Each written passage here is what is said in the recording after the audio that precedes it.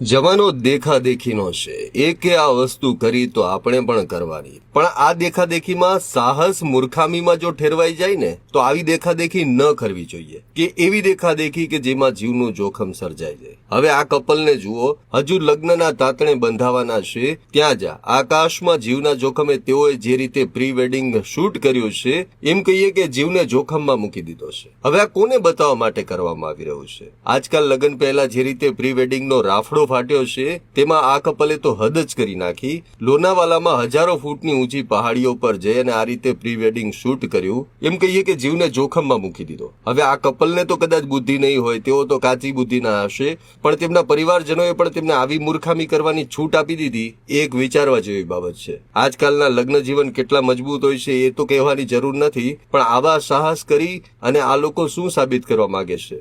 હવે આ સાહસ છે કે મૂર્ખામી છે એ તમે ચોક્કસપણે જણાવજો.